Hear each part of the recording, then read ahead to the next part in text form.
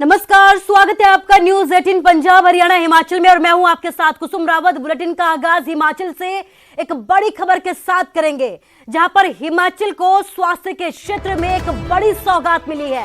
बिलासपुर में एम्स में ओपीडी की शुरुआत की गई है। जेपी नड्डा और केंद्रीय स्वास्थ्य मंत्री यहां पर पहुंचे और कार्यक्रम का और नई ओपीडी का यहां पर उद्घाटन किया गया। सीएम जयराम ठाकुर भी यहां पर मौजूद है। केंद्रीय मंत्री अनुराग ठाकुर भी कार्यक्रम में मौजूद है।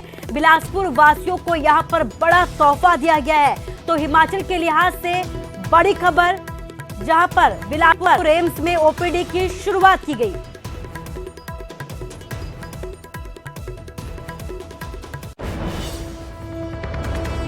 लगभग 50 देशों में आप वैक्सीन दोनों, कोविड वैक्सीन और कोवैक्सीन और कोविड दोनों आप देश कम से कम 50 देशों को अब सप्लाई कर रहे हैं, उन तक पहुंचा रहे हैं वैक्सीन मैत्री के तहत। ये भी हमको ध्यान में रखना चाहिए।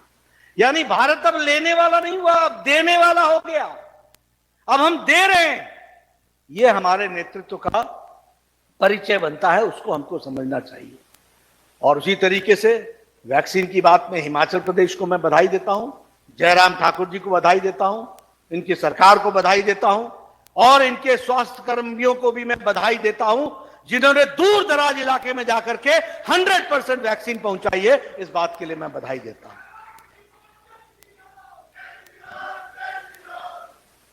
मित्रों, मैं यहां पर एक बात और भी कहूंगा।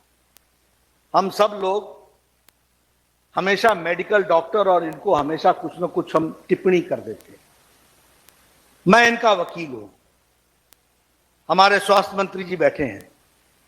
मित्रों, जिस तरीके से भारत का स्वास्थ्य मंत्रालय काम करता है और जिस तरीके से हमारे डॉक्टर दिन रात काम करके सेवा करते हैं, उनको नमस्कार करना चाहिए, उनका स्वागत करना चाहिए, उनको आशीर्वाद देना चाहिए।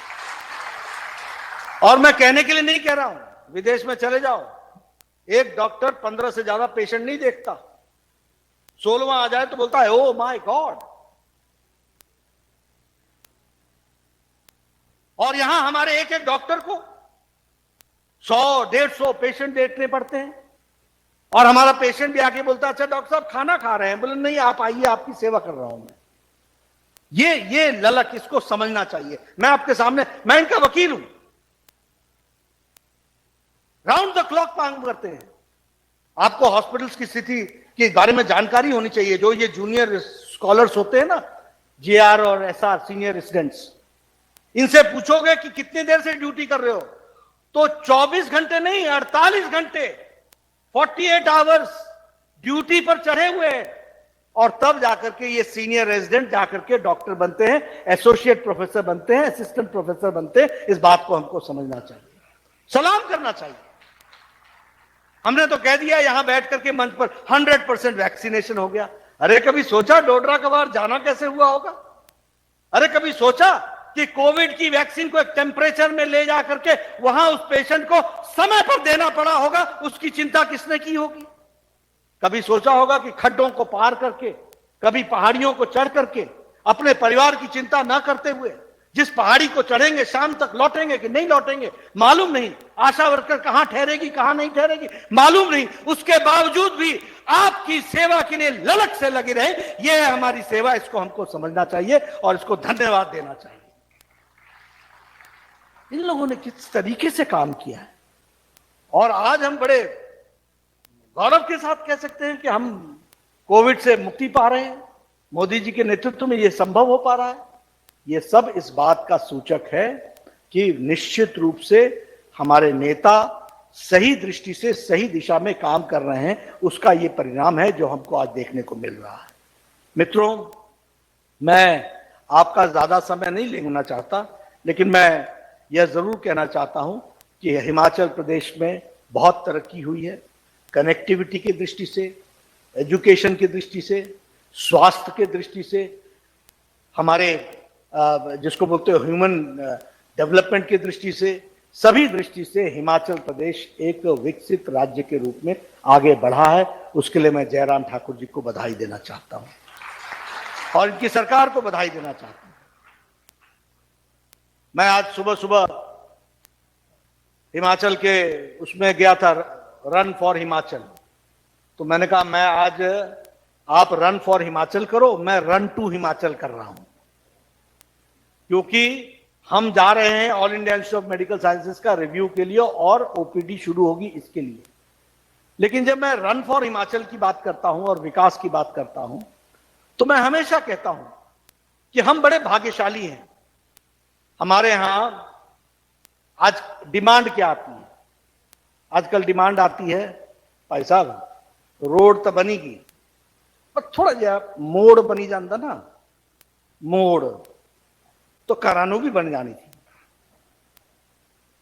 आपको मालूम है कई प्रदेश और कई गांव, बड़े बड़े कस्बे भी सड़क से वंचित रहे हैं। आजकल मैं इलेक्ट्रिसिटी की बात करता हूं तो मैं बोलता हूं बिजली तो पूछेगी ना, 3 फेज, मतलब बिजली आने को मानते ही नहीं जब तक 3 फेज ना हो। तो आप अपने आप को बहुत भाग्यशाली समझिए कि आप विकास के भी उस विकास की कड़ी पर खड़े हैं जो विकसित राज्यों में खड़ा होता है। इस बात को हमको समझना चाहिए। और मैं हमेशा कहता हूं, देखो भैया, उजाले का मजा लेना हो तो अंधकार की तरफ नजर रखो।